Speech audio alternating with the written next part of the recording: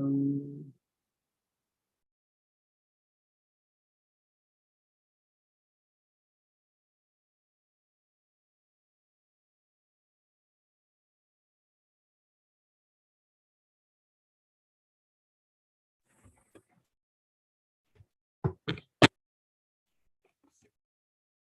Hello, good morning, everybody. If you can hear me, just type hi or say something, please.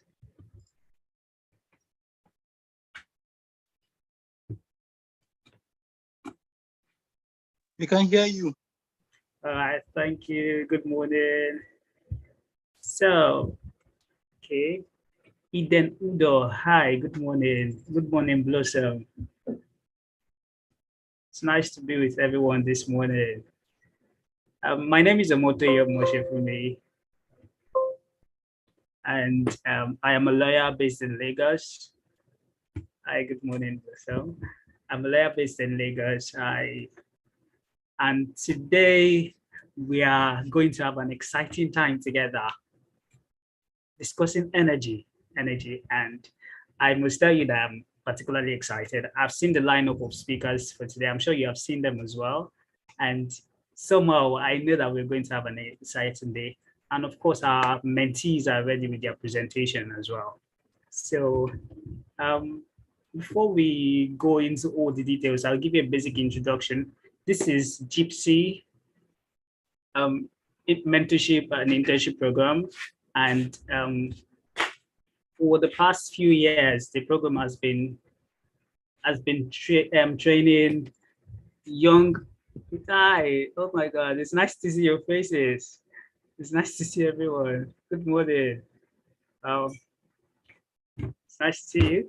Okay, so as I was saying, JIIPCC mentorship program has been training young scholars like yourself and also young professionals in diverse fields.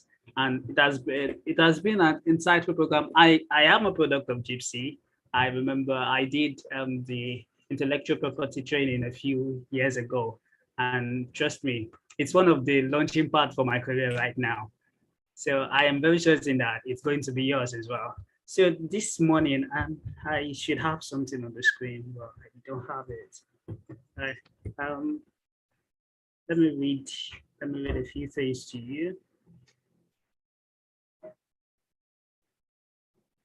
Okay, so this is the fourth week of the energy industry training at JIIPCC mentorship and internship program, and today will be, let me talk about JIIPCC. JIIPCC mentorship and internship program is a quarterly program for students and young professionals across Africa. Mentees are afforded the opportunity to access valuable advice, training, network, mentorship, internship, discussion forums, industry updates, and resource materials from experienced mentors. The program seeks to encourage continuous training, development, and evolution in Nigeria, Africa, and across the world. And okay, you can watch our videos by searching for JIIPCC on YouTube or Facebook. And so to the objective of the program, as I said earlier, it's focused mainly on raising young people and making them into the professionals they need to be. So the objective of the program is to provide easy access, guidance, training, and resource materials for students and young professionals in Africa. Sorry, 1 second, please. 1 second, okay.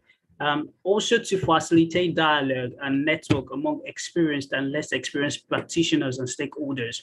It also transforms mentees into mentors and leaders for the next generation. And most importantly for me, one of the things I enjoyed most is that it facilitates mentorship, internship, scholarships, and job placement for the mentees. I mean, I can't start listing the opportunities I got from being a part of JIIPCC. I can't start listing it out to you. I met people. I got to interact with industry leaders. I got to I got a job opportunity from being a part of JIIPCC. So somehow I am very sure you'd also benefit from the same thing. All right, so next. One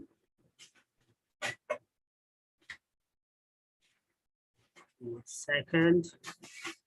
So to our mentors for today, so I'm sure that you all are as excited as I am about this, because I believe that the energy industry is something we all should be paying particular attention to. I mean, it has remarkable impact on the environment. It has remarkable impact on our lives.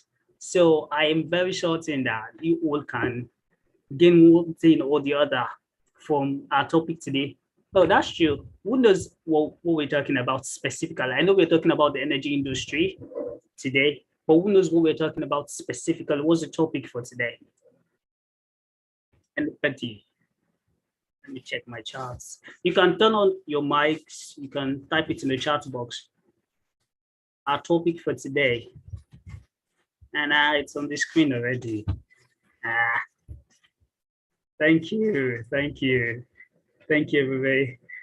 Thank you, Favor. I did not see it on the screen on time. I would have said we should know. It's on the screen. Thank you very much. So, energy crisis, impact, and possible solutions. That's what we're discussing today. So, so our first mentor, Ayobami Dafe Iola, he is a barrister and solicitor, compliance specialist, PhD researcher, and law author. He has about 12 years working experience in law firms, oil and gas, power and maritime companies in Nigeria and the United Kingdom, where he gained in-depth knowledge in litigation and dispute resolution, commercial and corporate practice, corporate governance, contracting, regulatory compliance, and ISO internal audit. He also delved into due diligence, foreign investment regulation. He also delved into due diligence and foreign investment regulations. He obtained law degrees from schools in Nigeria and England and was awarded several certificates from Ivy League schools in the United States, and particularly, Yale University, where he was awarded a certificate in contract law, the University of Pennsylvania, where he got a certificate for compliance program. Okay, what just happened? All right. I hope you're all still with me.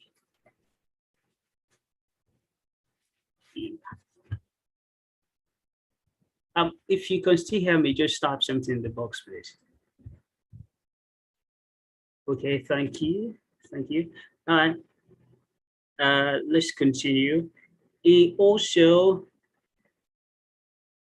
got certificate from top-ranked schools in the United Kingdom. That's the University College London, where he got a certificate for GDR.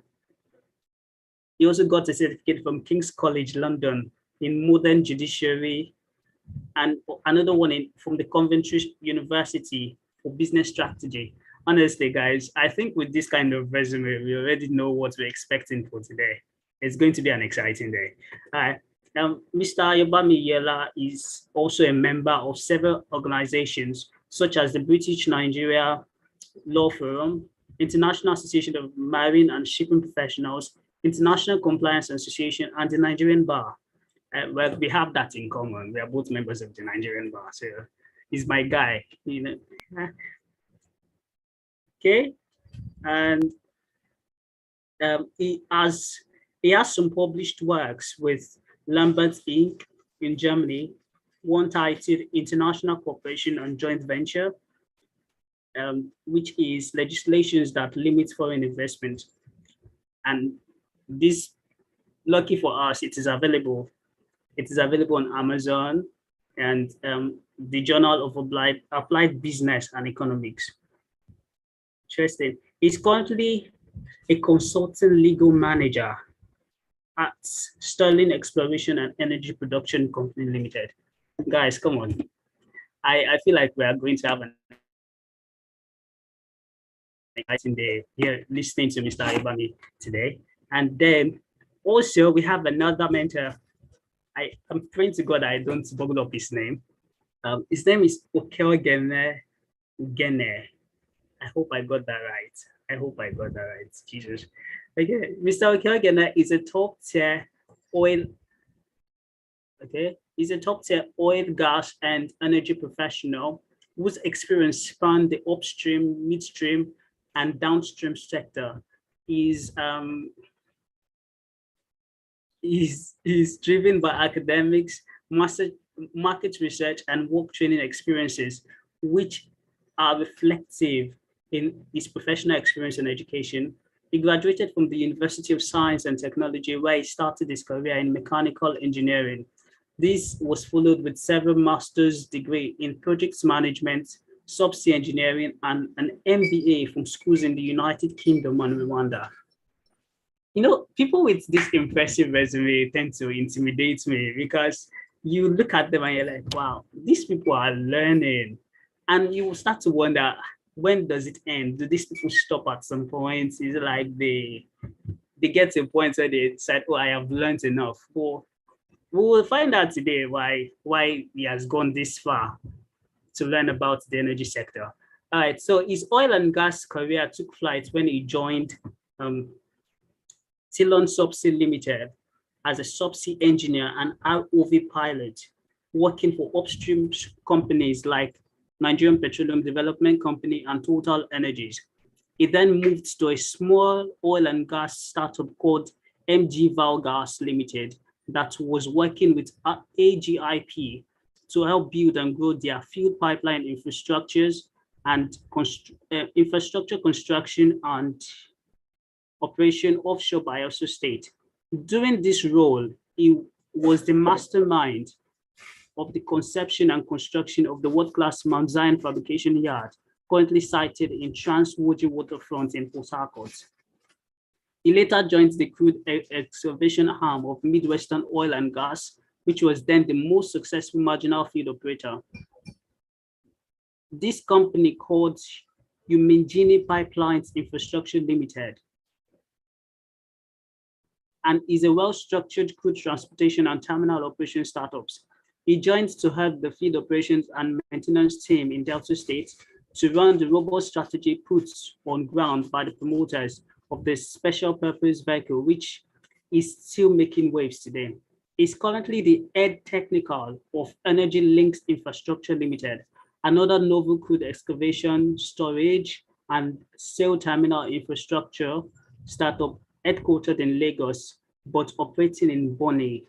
He loves to research and study and is consulting for many organizations in the energy sector and has in the past 2 years ventured into renewable energy and electric vehicles as part of his commitment to energy transition into greener, more responsible energy mining and use. He's a registered engineer and entrepreneur, fellow of several professional bodies, and energy consultant, heavy on project management, business optimization, crude excavation studies, especially for startups and growing companies. Guys, come on. I have to be honest. We are not just getting people who are coming to, go on and on about what's it called? Okay. We're not just going to meet people who are going to give us their own perspective of things they have not really researched on. There are people that are very experienced. So we're going to start first. I know we should typically take the mentees first, but we're going to start with Mr. Ayobami.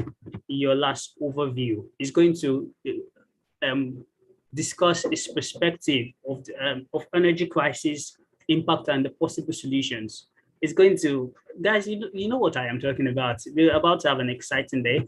So let's have Mr. Ayobami discuss with us shortly.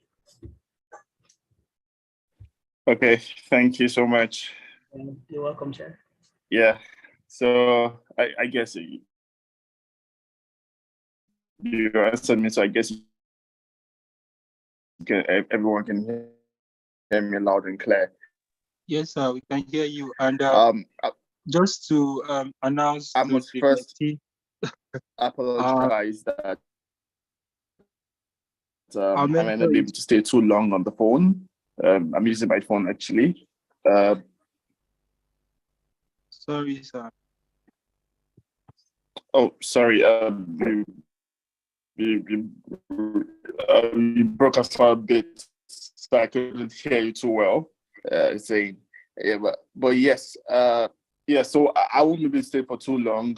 Maybe max 30 minutes. My bit indisposed, so I'll just try and get the ball rolling so that we can move quite as fast as possible. Yeah. So thank you guys for your understanding. Yeah. So yeah, topic for today is renewable energy, energy crisis, basically impacts and possible solutions. Why I don't see so much of a legal perspective, except when it comes to regulation, but also for the years I've spent in energy industry.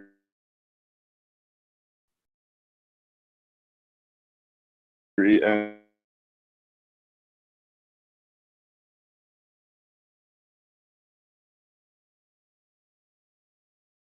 if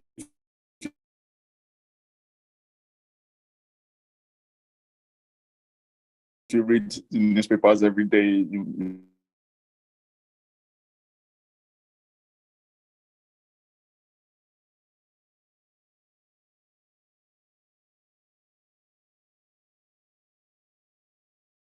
might have a fairly idea of Mr. Ayobami, hello, sir. I think your line is breaking. It's breaking, sir. So I don't know. Is there anything we can do about that?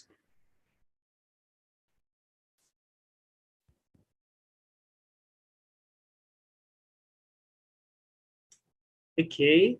There's something wrong with the network. Sorry, I get that. Sorry, I'm using my phone and I keep having incoming calls. So sorry about that.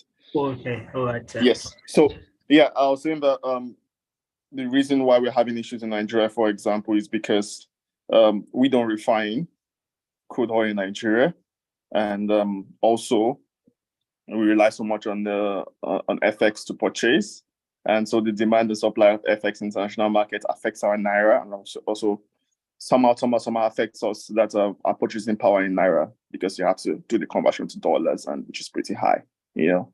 And so the main issue is that we don't refine our produce in Nigeria. I mean, we make we have crude oils, but without refineries that are functional. And we know what happens to the four refineries owned by the Nigerian government. Yeah, every year we have a turnaround maintenance, and nothing comes out of it. You know, so basically that's one of the main issues we're having. You know, in energy, and that's why we're having a basically energy economic crisis, because it affects everything. Since Nigeria is fully reliant on energy. So, and when you're looking at it from the renewable part, you see a constant gas flaring, and how it affects the environment, you know, climate change. And if you look at it with the Nigerian Climate Change Act and the Energy Transitional Plan, you know, you see that the oil majors would always prefer to pay fines, you know, and flare, because it's, to them, they make, of course, I mean, to them it's more economical, you know, but guess what is harmful to the environment is emission of greenhouse gases, you know, is in the environment, and all those stuffs, you know, basically. So yes, in the oil and gas industry, we need to have more refineries. That will help a lot, you know, in the economic part of us citizens enjoying the services that we have by the oil producing company in a country, and we just can enjoy our the refined products from our crude, basically. Yes. So then, if you look at it from the Regulation Act, the PIA was introduced 2022, and the practicability of it is still being in works. You know, you have seen the conversion of NNPC to NNPC Limited, and you have seen the the upstream regulation and commission, and the downstream and midstream commission, and so these are agents that are still on. There's not been full compliance of the Petroleum Industry Act yet, but we are hoping that when there is things like the host communities, oil spillage, and everything will be taken care of, hopefully.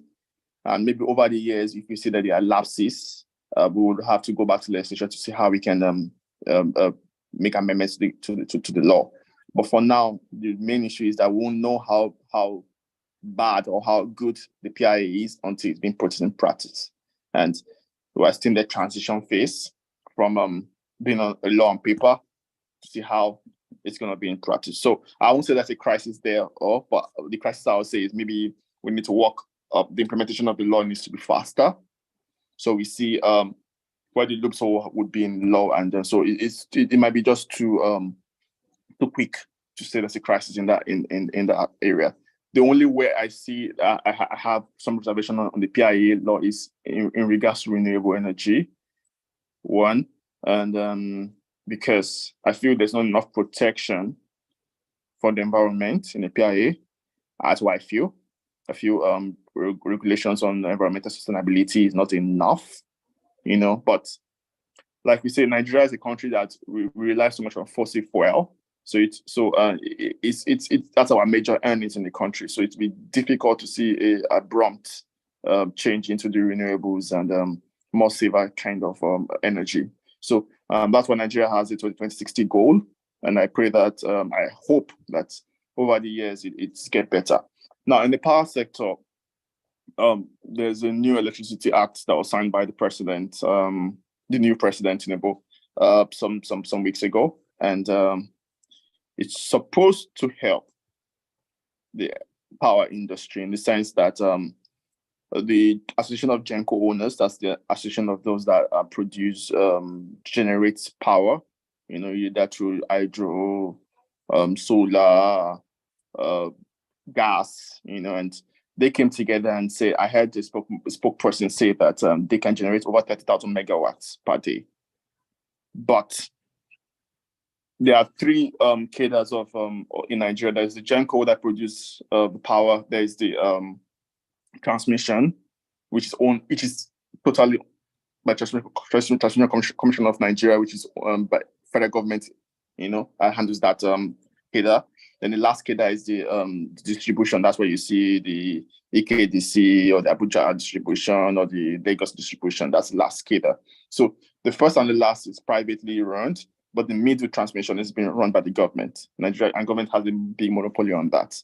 So the Genco say that they can produce 30,000 megawatts a day, but unfortunately, the transmission company of Nigeria doesn't have the capacity to receive up to that amount. So maybe the transmission company of Nigeria had the capacity to receive 30,000 per day, then we can have 24 hours power in Nigeria. We can, yes, we can. It's possible. But so the transmission leg has always been the problem. So Electricity Act 2023 is supposed to help in make it a bit easier in transmission end. Now they're giving powers to states. Before we know that it was under the federal government purview alone to run transmission, but now states have the power to give licenses for generation and transmission and everything. So we hope federal government would really allow the states and private individuals coming to the transmission leg, pumping money into it, so that to make it easier for everybody to have more power. And the real issue we might have then would be now the cost of power, because the truth is that electricity is pretty cheap in Nigeria.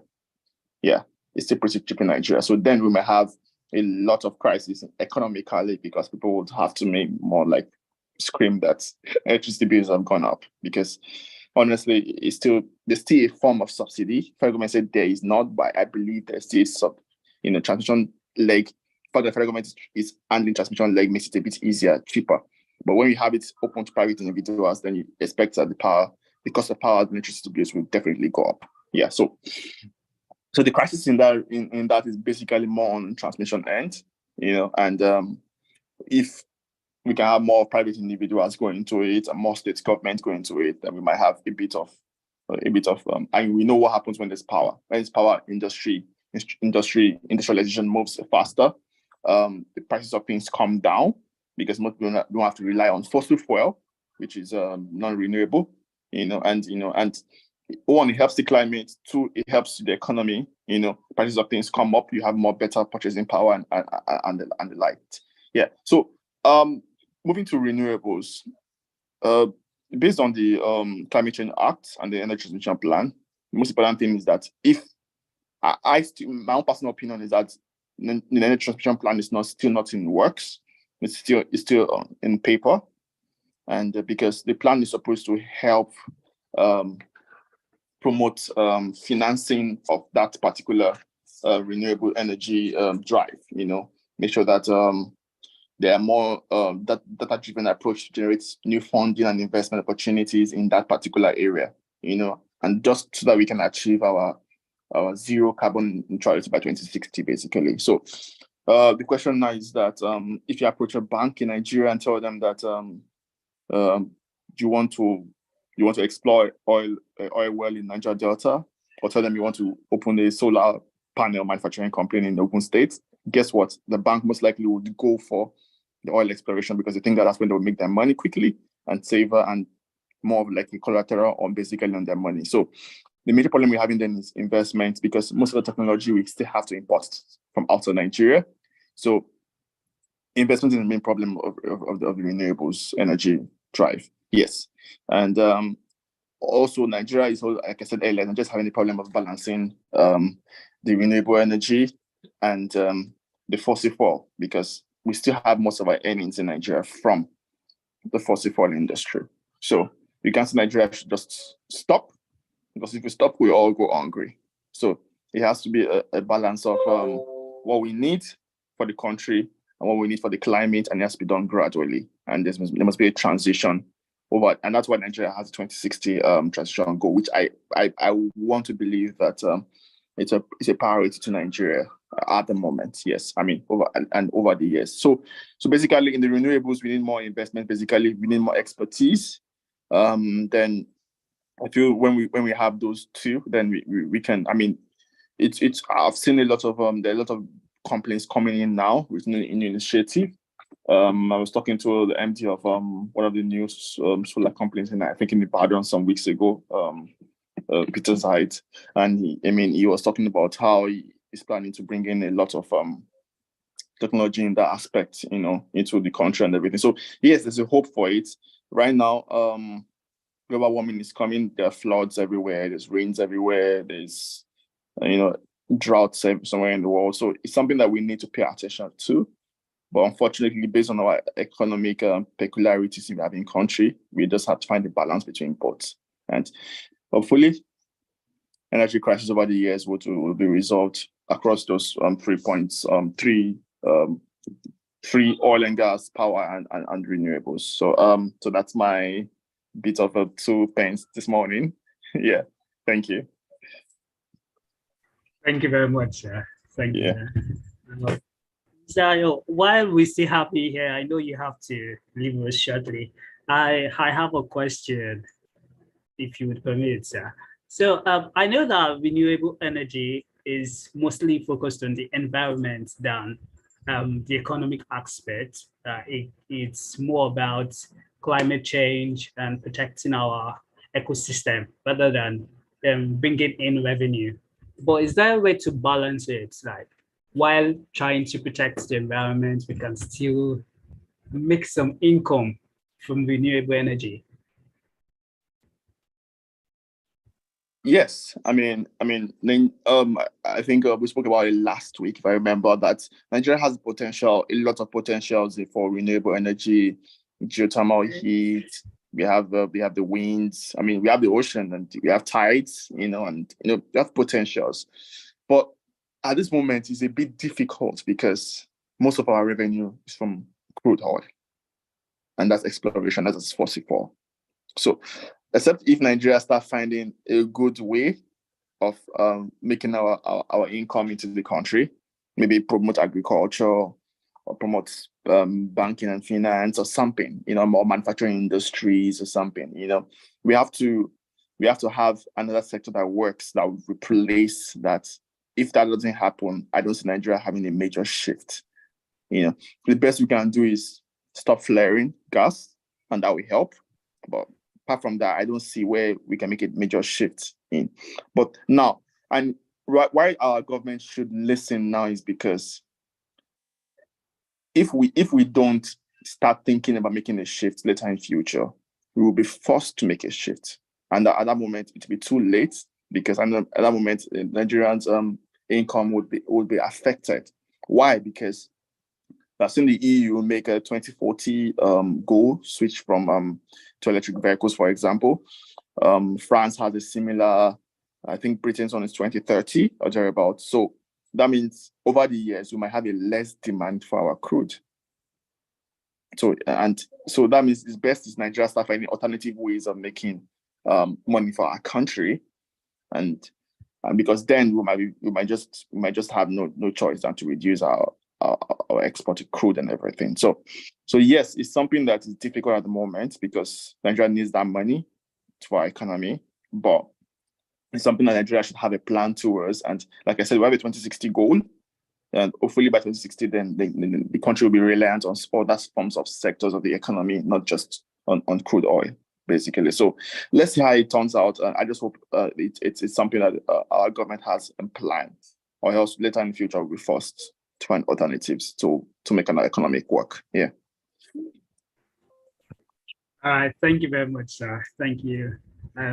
Thank you for your time. We wish you speedy recovery, sir. Okay. Thank you. Yeah. So we'll go on to the presentation by the mentees. I hope we're ready. So who is coming up for presentation this morning? I think you should call on the second mentor before we take the presentation. All right, then let's do that. Mr. Oh my God, I'm about to call your name again. You'd have to forgive me for mispronouncing it. Mr. Okeogene, please. Good morning, sir. Good morning, Motsoye. You are forgiven already. You've sinned the first time, I forgave you. You are sinning again, but not a problem. The grace of God is abundant for us. So well done. Well done. Good presenting. And also thanks to Abayomi. I think he has done a very good job.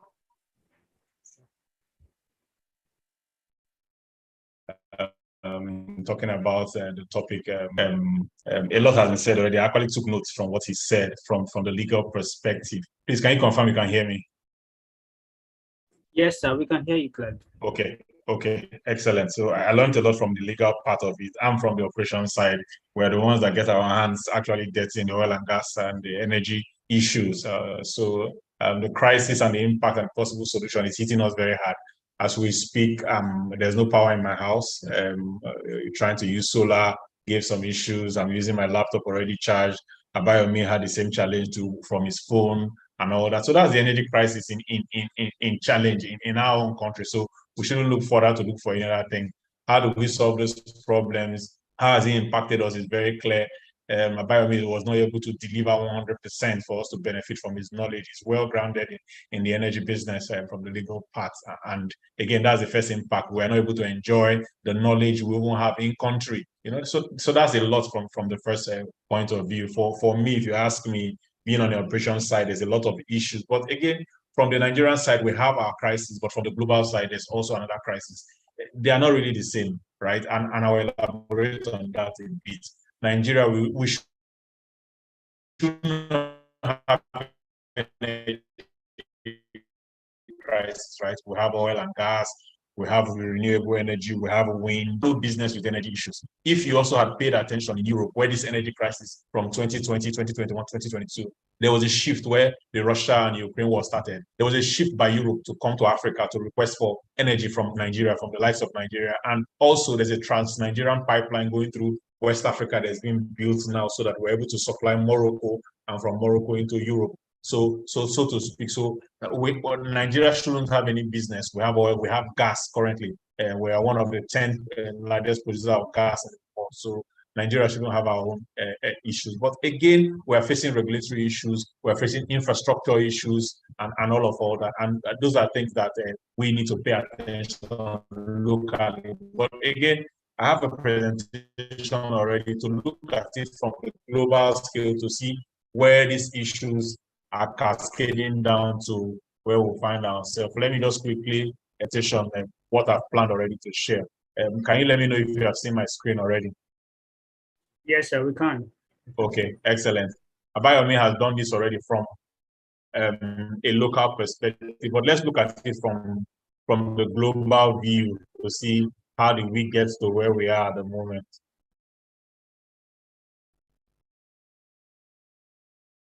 So I'm trying to get the slides to move.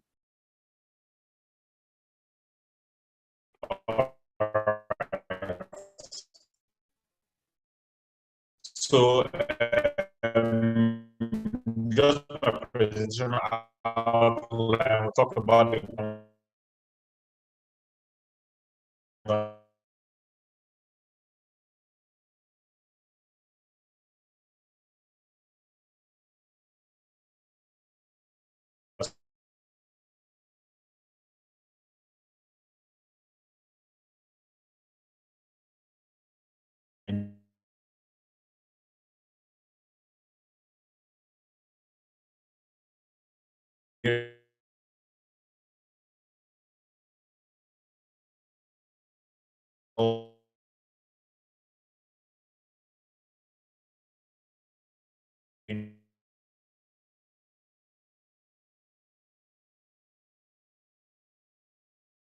here.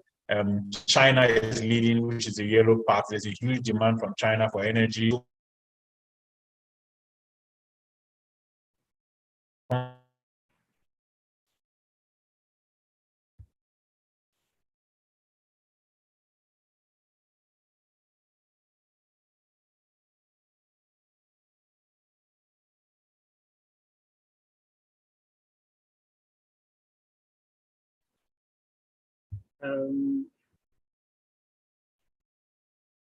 I'm not sure what just happened. I think the network is malfunctioning.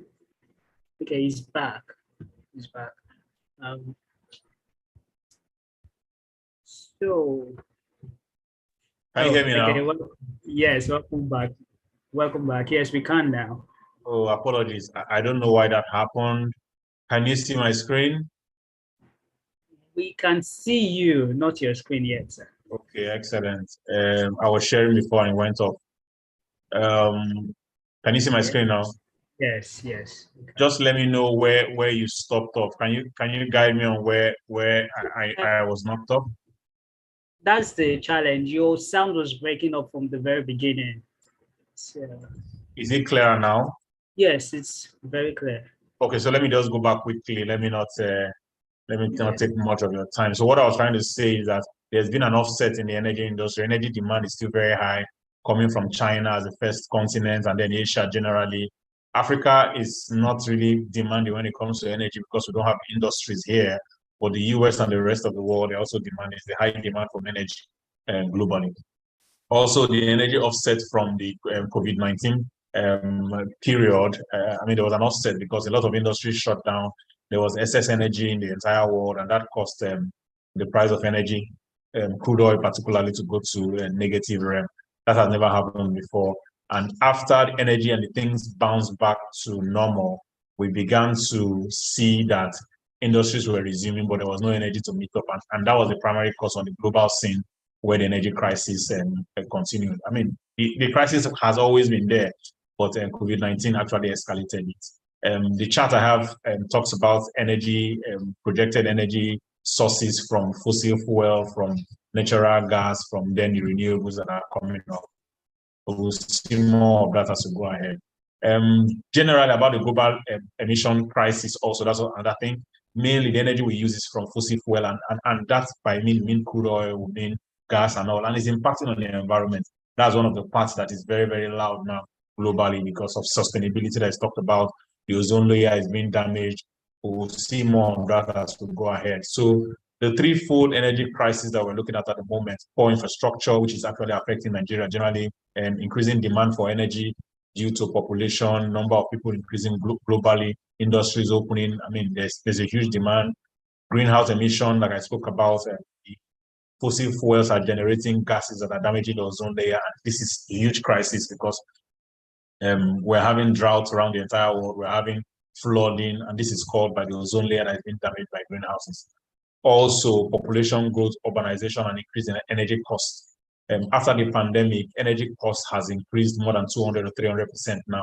And that's part of the crisis because people are not able to buy energy. In Nigeria, it's projected already that in July, energy cost is going to increase, and we're all fighting already. So we're all part of the energy crisis we're talking about. Also, the energy crisis, some of the impacts that we're seeing at the moment globally and also locally. In the Niger Delta, we're seeing that crude is being stolen, pipelines are being vandalized. That's part of the energy crisis because everybody, those in Niger Delta, wants to get their fair share of the oil. So they're damaging the oil, they're breaking the pipelines, and it's resulting in environmental impacts.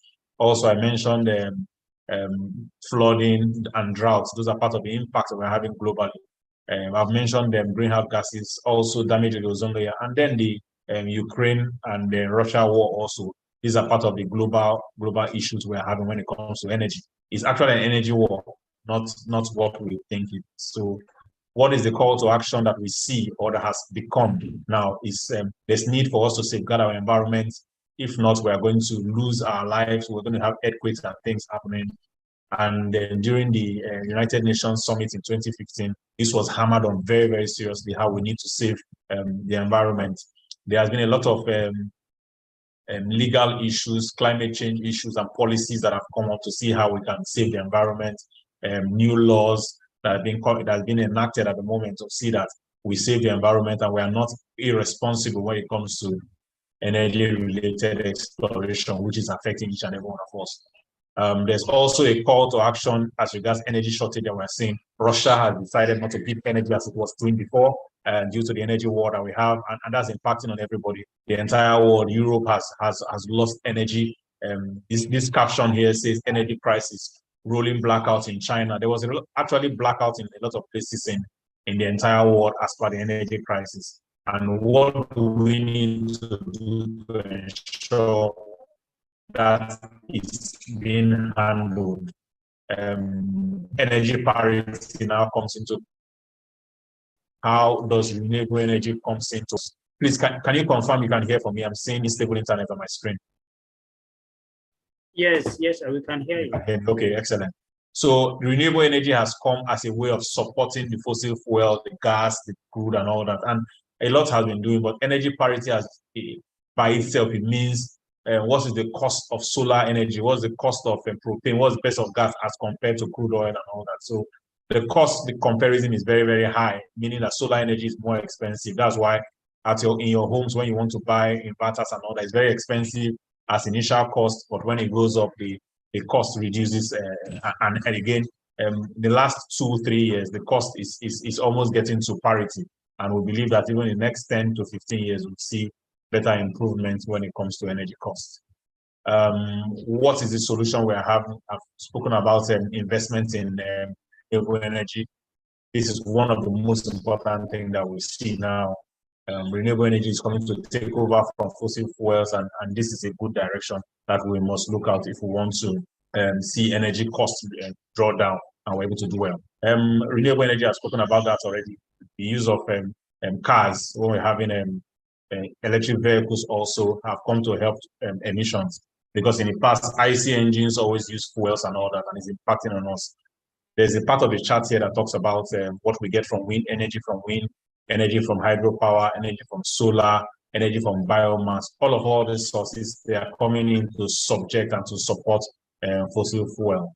What is the way forward? What is the answer that we're looking into? There's an emerging integrated solution plan, meaning that we're not only looking at fossil fuel, we're also looking at other energy sources that can support and help in the energy business. And one of the things that is being suggested at the moment is energy saving, energy efficiency. You can see people are changing their bulbs in their houses from the type of energy sources that were used before to more energy saving kind of bulbs. Also doing energy auditing also in your home also helps to reduce your energy use, and as well as to reduce general energy consumption, which also reduces our reliance on fossil fuel. Then back to our nation here in Nigeria, what is the solution? What are we looking at? And evolving integrated energy landscape will help us. I've spoken about renewable energy. Lagos State is also leading to begin to introduce electric vehicles. There are energy laws also that have come into part. Abayomi spoke about the Tinubu signing the electricity from gases and all that. These are some of the solutions we are looking at that will help us to, get into that space to say our energy costs eventually. And that would be my presentation, my suggestion, in addition to what Abayomi has spoken about. Thank you very much. Thank you very much, sir. Thank you. That was extremely insightful. Thank you very much, sir.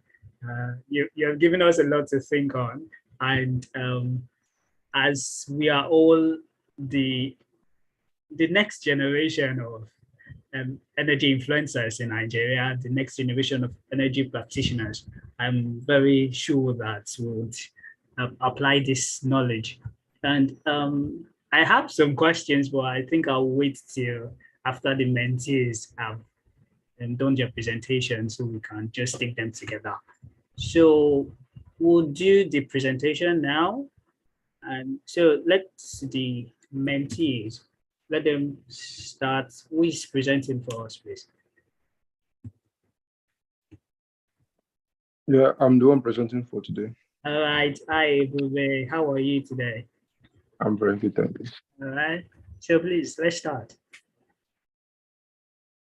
Okay. Good morning, everyone. I am Ugoji Ube Emmanuel, currently in the Nigerian Law School, Abuja.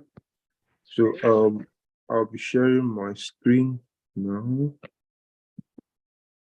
I'll be sharing my screen. Sorry. Sure, no problem. Please continue. I've just forgotten how to share the screen. Okay. Okay. I think someone has to stop sharing before I share. Sure, that's true. Mr. Ogene, please. Can you close your screen, please?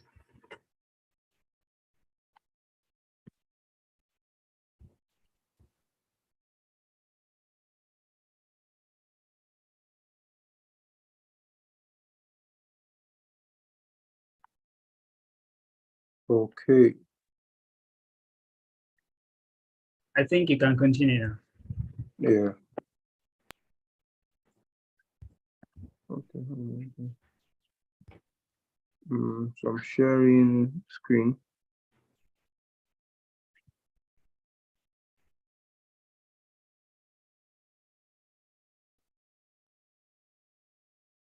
Sorry.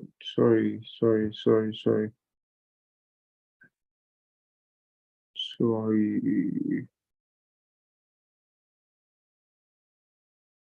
I don't know. It's all right. It's all right. Can you start the presentation and perhaps someone in your team would share the screen? Just start. Okay. Yeah. Okay. Thank you very much. So our topic, I don't know if someone can help me share the screen. Okay, thank you so much. So our presentation for today is on energy crisis, impact and solutions. So I think before I start, I think we should, take a deep dive into the meaning of crisis. What exactly is the energy crisis? So a quick search in Google or a quick search in most online dictionaries will present a recurring word, which is challenges. The crisis involves a situation where there is an impending doom or impending challenge which necessitates taking of immediate steps and decisions to avert that crisis, or to avert that problem. So energy crisis involves a situation where countries are facing impending doom, impending difficulties which require them to take important steps to avert the crisis. So I think to better understand the idea of this energy crisis, which I think is twofold, like it's from two different angles. Energy crisis is resulting from over consumption of energy, and of course its effect on the environment. These are the two folds I'll be looking into energy crisis. But before I start, I would like to do a little bit of an analogy to drive home the context. So the energy crisis could be narrowed down to the human body. The human body requires sugar, which is the source of energy in the human body, to carry out its various activities. But then we know too much intake of sugar is harmful to the body. So, for example, while growing up as a child, you take sugar. Sugar is good for you. As an adult, sugar is also good. Certain level of sugar is good. You need it. You need sugar to carry out your activities, to walk, to do exercise, to do everything, basically. But then overconsumption, it gets to a point when the sugar now becomes harmful, and then you have to find alternative source of that energy. It could be, for example, natural. I think there is natural sugar or sugar, but not processed sugar. Natural sugar is more advisable. So the idea is the energy crisis. We need energy.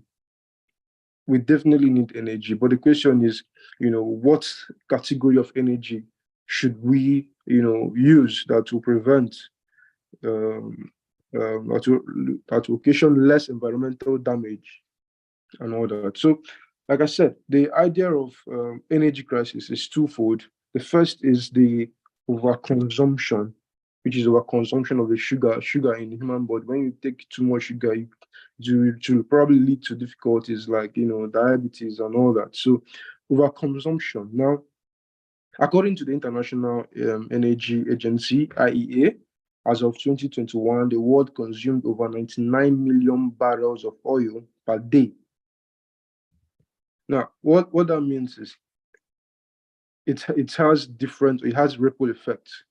One, overconsumption means that our resources are being depleted, because the non-renewable energies, it takes almost how many millions of years to replenish, and then we spend almost 99 million barrels of oil. This for oil, 99 million barrels of oil per day, while it takes almost how many millions to replenish. So it's obvious. It's not rocket science. Everyone can see that in no distant time, our non-renewable energy will be completely depleted. Even I think there is projected that oil will be the first to be depleted, and natural gas will use natural gas for the next 70 to 60 years, while coal will still remain for the next 22 centuries. My resource is in solarimpulse.com that projected that oil will be the first to be depleted. So another angle to this overconsumption is that it also gives or results to harmful practices or destroys the environment. That means that this is the second fold I was talking about, that the energy crisis. Yes, we need to consume energy, but the rate we consume energy is so much that to replenish the energy we are consuming, it takes much time. It takes too much time to the extent that our resources will be completely depleted. Now, the other side of it is the environmental crisis. When we use energy, when we explore, consume energy, it has diverse, environmental damages. For example, is a Deepwater Horizon oil spill in 2010, which was caused by the British petroleum company at the Gulf of Mexico, which saw continued oil spillage of up to 87 days, spilling 4.9 million barrels of oil in the Gulf of Mexico. Of course, I don't need to spell out the consequences. Marine life, there was serious loss of marine life. There were oil spillage in beaches and all that. So another one quite related to us is the Niger Delta oil spill, which is still ongoing. In fact, it has been prevailing for quite a number of years, and it's caused by pipeline vandalism and theft and all that. Also, on the environmental damage is China's heavy reliance on coal, which results in serious air pollution. Even I think Great Britain at some point they placed heavy reliance on coal mining, and which resulted to the Great Smog of the 1952 United Kingdom. This Great Smog was like a mixture of both smoke and fog. In fact, there was zero visibility during, I think, lasted for 9 days. There was zero visibility, occasioned different or a lot of road accidents, and I think loss of life were up to 4,000 people lost their life. It was estimated 4,000 people lost their life. So this the energy crisis, is we are faced with a difficult situation. Yes, we need to consume more energy, and I think world population is estimated to reach 10 billion by 2050. Which means that more persons will require to drive cars, households require energy, electricity. So the energy consumption definitely is projected to also increase. And what that means for our non-renewable resources is that it will definitely run out, and also which leads to another environmental problem, of damage to our environment. So we are left with difficult, situation, left with a crisis, so to say. How do we balance? Increase rate in consumption at the same time, less environmental damage, or less damage the environment? Because I think the usage of energy consumption, I think the ratio should be is, the question is, what cost to our environment can we accommodate in order to explore and use this energy? So I think that's the crisis we are being faced with. So what is the impact? What is the impact of the energy crisis? Can the person sharing the screen please help me tune to the impact of energy crisis?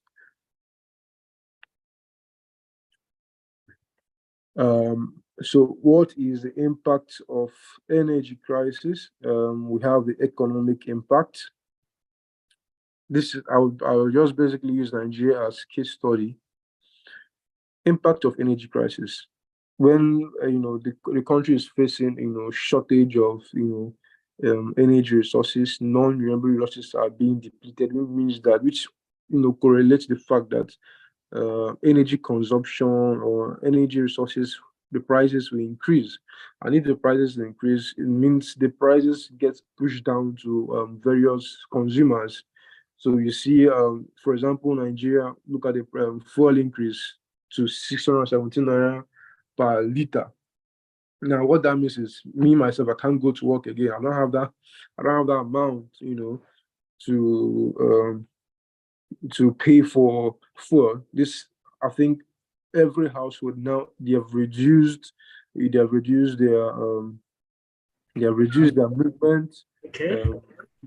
They have reduced their movement. They have reduced even the money they have can't even buy most goods, because once fuel prices increases, producers basically push down the cost of that to the consumers. Now we can't actually buy what we can buy, before the prices were increased. So that's economic impact. It causes inflation, worldwide. Also, another one is electricity blackouts. I think an important scenario is in the United States, Texas to be precise. They are hit with a severe storm, which resulted to increase in energy demand. Because of the storm, they required more heating in their homes due to the winter. They required more heating, and at the same time, the power grid could not contain it, and resulted to blackout rollout. Now some households were denied light, just so that they could manage the energy consumption and demand, and citizens were left to serious freezing temperatures without capabilities to actually heat their homes. So this is what electricity blackouts. So even in Nigeria here, we suffer serious electricity blackouts. You can go, in fact, when our transformers, get spoiled, you can go 2 weeks without light. And what that means is foodstuff gets spoiled for those who can afford, and now there's company with fuel. Now you can't actually, if you suffer because you suffer electricity blackout, where is the money to buy fuel to even last for, let's say, 6 or 5 hours, that you're looking at almost buying 10,000 naira. That would be per day. So it's the effect is unimaginable. So another aspect of energy crisis, impact of energy crisis is social unrest. Look at example Nigeria also, the increase in fuel. Labour has threatened to strike. Labour has threatened for strike. Different people are threatening for strikes. Even increase because of this increase in fuel prices. Schools have increased their school fees rates, which I think students are threatening to strike as well. So generally, energy crisis affects every aspect of human life. So another interesting aspect is geopolitical tensions. I will use Nigeria as case study because, of course, we're in Nigeria. It's funny enough, the increase in fuel price. Okay, thank you. The increase in fuel price to 617 naira per liter and removal of subsidy has even affected, our neighbors, the Niger Republic, and you can see the ongoing coup in Niger, which I'm sure there's a direct, correlation with the removal of subsidy and the untold hardship Niger is facing, and then the coup, which also in the Ukraine and Russia war, is basically like our mentor said, is an energy war because of the energy pipeline and of reliance in gas. And so I think that's it for the impact in the impact of energy crisis. So what are the possible solutions? It has been overflogged that we should move from renewable to non-renewable. Sorry, from non-renewable energy to renewable energy crisis, like hydro energy, wind energy. I think these are important. Important solutions. Another important solution also is to invest in our energy infrastructure. Like Nigeria's refinery is just Dangote refinery is just up and running, but it's not yet up and running. I think when we invest in our energy infrastructure, we can devise new technologies to prevent energy waste, which also is a major cause of this energy crisis we are witnessing. So other solutions are important policy regulation, just like the Electricity Act and the Nigerian Petroleum Act, which was just enacted. So I think these are important solutions that will help to curb the energy crisis. So I think I'll stop here. Thank you so much for the audience. Thank you. Oh, thank you very much. Thank you very much, everybody. That was an interesting presentation, an excellent one too. So we should go on to questions. But before then, I want everyone to put their videos on. Let's do the usual, the picture moment, the picture time. So everyone, your videos, please. Hi, wow, interesting. So these beautiful faces, you all have been hiding from me since. Okay, your videos, please, your videos. So we're going to take a quick picture. Just take screenshots of the screen. Ahmed, we're waiting for you, okay? Hi, Eden, we're waiting for you. Mr. Hussein, we're waiting for you as well. So I just want everyone here so we can take a quick screenshot and, okay. All right. So smile, everyone, please smile. Please smile. You take a quick screenshot. Okay. That's nice. And you can take your screenshots as well, please. So we can take the screenshots and share them tag JIIPCC, tag your, where's Blossom? Okay, so take your screenshots, tag everyone. I'm only seeing you. What about others? I can't see others. Change your view, change the view so you can see other participants. To what? Change the view to allow you see other participants. How do I do that? Maybe okay, swipe left. So change to gallery view, right? Just change on your right-hand side. You see view, choose to gallery view. You see more people on your screen. Is it working? Is that better? But don't worry, we'll share it on the the WhatsApp group. Get it there again. So not to worry. Okay. Where's Blossom? Where's guys? Okay, nice. This is good. Okay. All right, thank you very much. Thank you. I would prefer if we're all looking at each other like this, but of course you can turn off your videos if you want. Okay, so we have let's do questions now. So Blossom, are you saying something? Okay. All right, so Mr. Ogene, can you please give a few comments on the presentation? Okay, Omotoye, thank you so much, and thanks to the presenter. I think his name is Ogoji. Well done for a good presentation you did. The slides were also, I think, he had very, very rich information. I looked at it and I was quite impressed.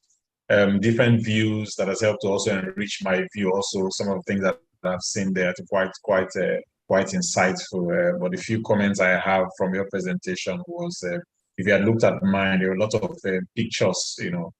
Pictures are easier for people to relate with rather than text. So I would appreciate generally we need to learn how to use a lot of pictures.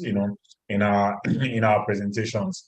Less of words, right? You can put certain words just to give you a cue on what you want to say about that. But putting all this text, why it doesn't make it very presentable and appealing to people to have a look at. Just summarize what's very important for you on that part. I think I did a lot of that. I can share my mind as well, so you guys can have a look and learn from that. That is what's being done globally. But if you have a lot of text, people tend to get boring when they look at it. But again, the idea behind yours, I love the way you talked about the energy crisis itself. Your emphasis on population is very, very apt. The world is getting out of numbers. Africa is contributing so much. Nigeria is the third largest population that is growing in the world, followed by India being number one and Bangladesh being number two. I think number one in Africa. So the number of people migrating from villages to cities to towns, industries coming up again. These are some of the issues that are putting pressure on the energy volumes that we have at the moment. So energy that was sufficient 10 years ago, we're using almost twice of that. And all of you also are entrepreneurs. You're opening your businesses, you're buying generators, or you need generators, those of you in different parts of the country. So all those demands tend to bring it up, and you captured that very well. So well done to the entire team for doing that. So in terms of also mentioning about regulation and what needs to be done as well, part of the crisis you mentioned, political crisis, that is very spot on. So in terms of the point, I'm looking at it in detail. I think the presentation was very detailed enough to capture all the areas that could touch about it. One of the things also, I think Abayomi mentioned this in our Petroleum Act and all that, less was mentioned about renewable energy. I know the presentation talked about renewable energy as also one of the sources, so I think that's very important also. There has been a lot of cry from international agencies in terms of how we can transition from fossil fuel to non-fossil fuel. You did mention that also. But like I mentioned in mine, our own field here locally in Nigeria, what the crisis in energy is not the same as in the entire world. So we also need to take note of that. And I like the way when you couched it and you talked about it, you talked about the local scene, you talked about the international scene, and that was very, very good. But the part I love the most is when you talk about possible solutions. I like that energy transition you mentioned. Renewable will play a very huge role in this transition, because we don't need to wait for the energy grid. Let's assume you have a little business and you have solar panels on your roof. You don't need to wait for anybody to give you power. You're able to generate your power already. So your business is more efficient. So those are some of the, we call them low-hanging fruits, right? Things you can do today rather than wait for 5 years or 10 years. And we also talked about investment in infrastructure, very key. You know, if we live in the likes of Europe and all that, government provides everything. You don't expect to even cry that there's no refinery and all that, because it's a business for government to do. And they're supposed to get refineries, pipelines, and all those infrastructure in place. You didn't talk much about grid, how the grid can also impact on that. I know that Abayomi talked about it, power generation, power transmission, and power also distribution. I know you didn't talk much about that, but I know that's also another key part in the infrastructure. All this infrastructure needs to be in place. The GENCOs have said they can produce a lot of energy, but energy transmission is also an infrastructure issue that we're not able to have that in place. You talked about transformers blowing up and all that, and the replacement. Most communities have to contribute money and buy transformers. We're not supposed to do that. That's a failure in terms of infrastructure already. And I like the last part you talked about, the PIA, the PIA Act and the Electricity Act. Very, very important. If there are no laws to back this, and that's where lawyers come in, that's where all of you come in. If there are no laws to back this, there's no regulation to back all of what we engineers are doing, that's chaos, right? And that's one of the things we are suffering as a nation. We're doing things without, agencies and regulations. We don't have enforcement agencies in place, and that's why we're having the issue. So regulation plays a very important part, and we talked about that already. So wonderful teamwork, good presentation, and I believe that as you go ahead, you guys are going to support. Well done to the entire team. Thank you very much, sir. Thank you. I believe we have a few questions. I think Ahmed has a question. Ahmed. Yes, good afternoon. Good afternoon. Mr. Ogwe, thanks for your time. My question is more of the professional aspect. Me as an individual, I studied electrical engineer. So I want to know for professional sake in this crisis of area of energy, service and co, what is in for professionals? How best can they make good use of the opportunity that lies there? Because as much as it's a problem, it's also an opportunity.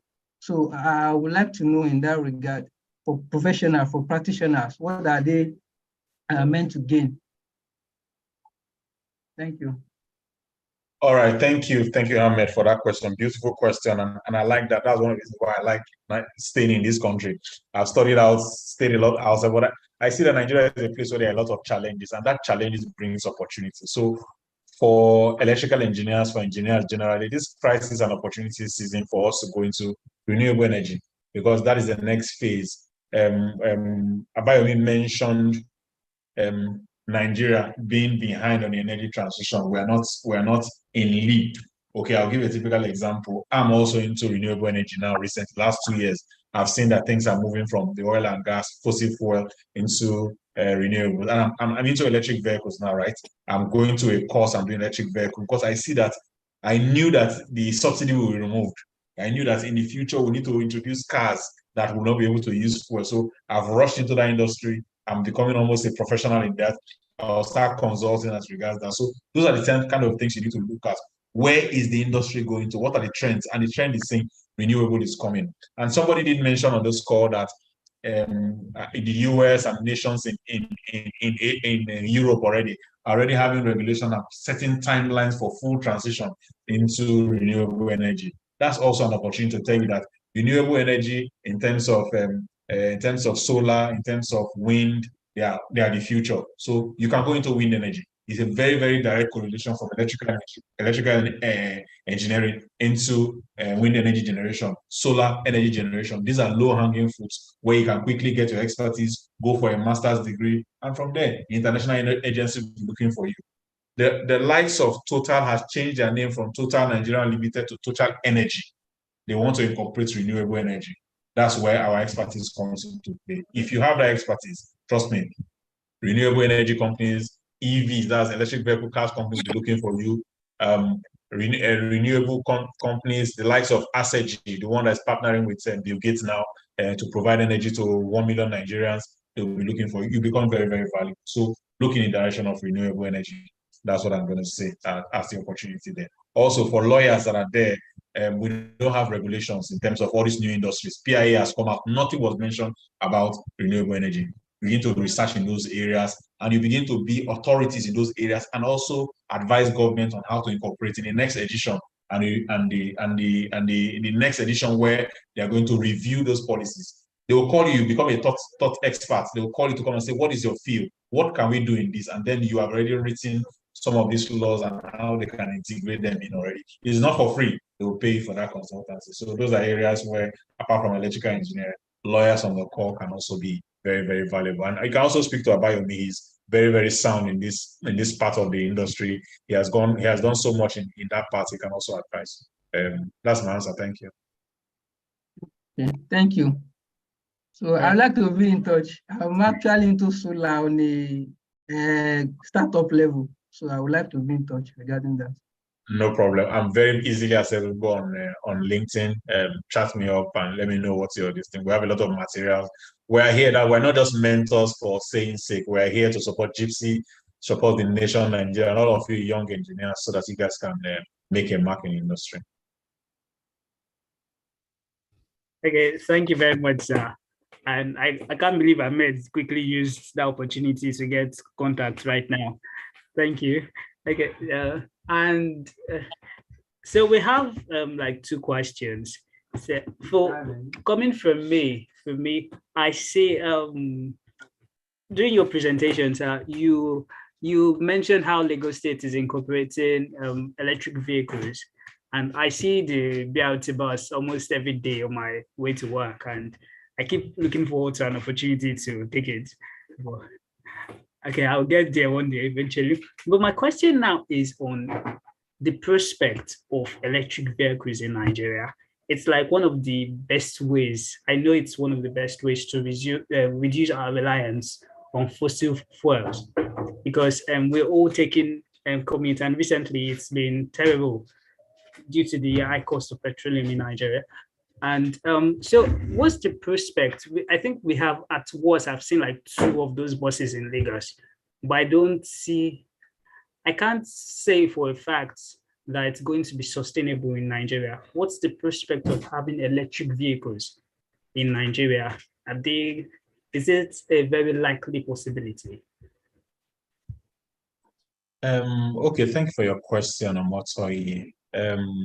I like to go from global trends to local trends, right? Nigeria is not an island that is operating on its own. Globally, the transition has begun. These buses that Nigeria were buying here, they were designed and manufactured in other places already. Lagos State government has said they took ownership of 200. I don't know why we're not seeing them on the streets. It is a very viable one. We are here, those of us that have learned about the electric vehicle, we're going for the contracts already to ensure we keep them running. That's why we are ahead of Lagos State government already in all this. A few people have called me already. They have a few things doing it. There's what they call battery swap. Battery swap is when those buses that have those batteries and the batteries are being exhausted, they open what they call battery swap stations along the way when it's going. So they have ready batteries already. As it gets there, they do a 5-minute swap, they remove that battery, put a full battery into it, so the cycle can be complete, right? Technicians that will do this, they are already in demand, right? They need these people already. So when you talk about sustainability, I think it's something that's come to stay. South Africa is already on the chase. It's one of the people in Africa that are already well ahead. They are designing these buses. Kenya already, Ruto, the president of Kenya, talked about it already. Recently, bikes are also being manufactured in Kenya. I mean, I'm talking about strong African countries that are already into electric energy. Nigeria already, driving in Lagos, I've already seen a lot of Teslas already running in. And we are technicians, we're opening auto workshops, to maintain some of all these things. So we won't go into an area where we know it's not going to be. It is the future, actually. Even if we are not looking at taking it, the global trend is going to force it on us, right?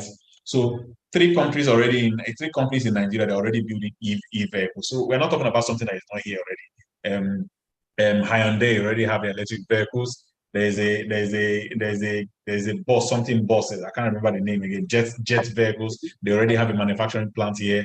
and also our also what's it called now? This other big company owned by this Eastern guy. Also, I mean, they're already electric companies already operating and manufacturing. Yes, they're already manufacturing electric vehicles. So we're not talking about something that has not happened already. It's already happening, but it's not in the public view yet. So this is the time for us as energy experts, as lawyers. There are no laws. Let's run into these areas and make our mark in this industry. Regulations also, I hear that Manufacturing Association of Nigeria, they are creating regulations. They are yet to go into public hearing here. So there's a problem for a lot of lawyers also to tap into these regulations, be experts in them, and then people will call on to you to get for your advice and consultancy. So yes, but it's already upon us. We have not seen it, doesn't mean it's not happening. It's happening, and very soon, everywhere you look, you're going to see the vessels. People are working, people are registering companies, people are providing services in this area. So let's look out for them. Thank you very much. I know the lawyers on this chat are already excited at the prospect of what are the opportunities available to us. And okay, so everybody has a question. He said that what is the intersection between environmental law and energy, and the opportunities available to environmental lawyers in the energy industry? Okay, thank you. So energy and the environment are very, very related. In fact, the reason why we are going to renewable energy is because the environmental lawyers and environmental what do they call them again now? Analysts, they've pushed and said we shouldn't go for fossil fuel, right? So they have been able to put a stop to use of fossil fuel. That's how powerful environmental law is, even if the energy is so useful. So environmental law has given some mercy to energy and say, okay, let's give you 30 years, let's give you 40 years. After this time already, if you don't do anything about it, I'll shut you out, right? There's a direct relationship between them. Even in the energy business where I find myself, there's a lot of impact in the government and environmental agencies coming to be a part of what we are doing, because if we're not doing it the right way, they will shut us down. No oil and gas operation, no energy operation, even in power generation, if you are doing the wrong thing, the energy guys can come to shut you. So that's the relationship that we have. So the energy guys are even more powerful than the environmental guys are even more powerful than the energy guys, because if they don't give their yes to anything, you can't go ahead. So that is the relationship, right? That's the relationship. Every time and anywhere you find yourself, the environment comes first. ESG, environmental, social, and government laws are coming out every day. They are all there to regulate energy.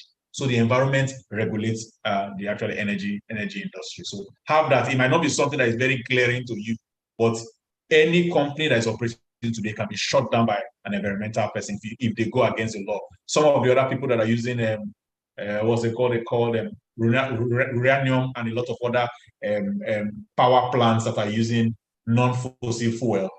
Environmentalists have seen that their waste of actually damage water bodies and cause death, cancer to a lot of. They've gone there to shut them off. So whichever energy source you find, even renewable, if environmental guys come in and say you're not safe enough, we don't want you, that industry dies. So internal combustion engine is dying today because the environmental guys have shut it down. So we are at their mercy, so to speak. So they are interrelated, and we need to look at these trends as we go ahead. Thank you. Thank you very much, sir. Thank you. So the last question we have now is about the energy crisis, like generally. Do you think it can be totally avoided? Do you think we can really end the energy crisis we have at the moment?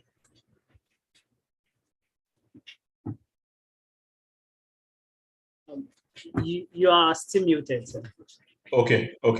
Thank you, Mamotoye. So the answer is yes and no. Okay, so yes, in the fact that there needs to be a mind change, there needs to be a culture change. We need to change from the way irresponsibility when it comes to energy. We are very irresponsible. Somebody in the past before, when we are carrying energy products or we are doing anything, we are flaring gases, that's energy we are wasting. We have a wasteful culture of how we use this energy. That energy that is being flared already can be used to power a lot of industry. So we need to begin to understand that the waste that we have been throwing away, the energy sources we've been throwing. That's what has put us in this energy crisis.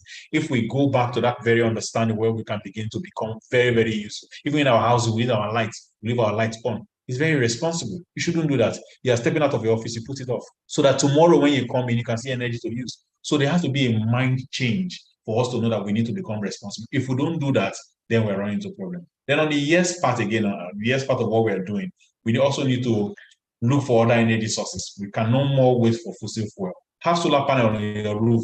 Create your own energy that you can use. So we're not waiting for the grid to supply to us, but we are taking responsibility, creating our own energy and using it. And farms in the US, around the nations, they're already doing this. If you go on the streets of Lagos, you see windmills. Some farms running on top of people's houses. You see solar panels. People are taking responsibility. It is only when you take this responsibility and you want to act in the right way, you will have surplus energy to use. And when you have surplus energy, you can sell it. And that is the new trend now. It's no more, it's not happening in Nigeria yet, but very soon, you can feed that surplus energy into the grid and collect your small change for it. Let's assume you have excess energy you are generating. You put the one of 2,000, 3,000 on a daily basis. You generate not just for yourself, you have energy, but you're selling to the grid. These are some of the things that we ought to do, and this will become a trend in the future, and then we'll have excess energy everywhere. As we talk about electric vehicles, electric trains, and all those are the things we're looking at. They begin to charge themselves. They get more than what they need, then they supply to the grid. They give other people and their neighbors that we have. And you charge them a bit for that. You become responsible, and you become rich by being responsible in your use of energy. So I'll stop at that. Thank you very much. Yes, thank you very much for that. I mean, the prospect of actually creating energy and distributing it rather than relying on the government to provide us with energy, it really makes me optimistic about our future. Thank you for sharing your knowledge with us today, sir.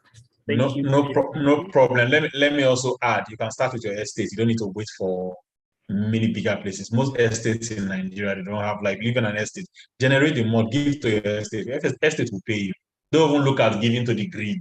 So there are estates where I live now. If I'm able to have a small gas turbine, we are spending energy in the estate almost in a month, more than 1 million, 2 million. Just imagine that 2 million is coming to my pocket in a month, in 2 months. There are places in Lagos, they have light 24 hours. They spend up to 10 million. If you use your small energy plant and put them and give them, you're earning 10 million already. You don't need to be in magic. You don't need to be anywhere to do any other thing already. You are generating funds for yourself and your family, even from the estate where you are. So we need to be creative. Yeah. Yes. Thank you very much. Thank you, sir. So we have come to the end of today's section. Thank you for your time. Mr. Ayobami is not here right now, but we're also very grateful for his time, and we wish him quick recovery. He had to leave because of his health. So to the mentees, I believe that today has been a very insightful one, and I trust that before the end of the mentorship program, you would already start implementing these things. I look forward to your research. I look forward to your publications, and to Mr. Ahmed Arogudade. I look forward to what he does with his degree and how he integrates it into renewable energy. So thank you all for being with us today. It's a rainy day in Lagos right now, and I wish you all a wonderful day and a wonderful weekend. Have a lovely one. Take care. All right. Cheers, everybody. Bye. Bye. Bye. Bye. Everyone. All right. Take care. Take care. See you all. You can leave Send my now. request to you on LinkedIn. Yeah. Yes, you can leave now.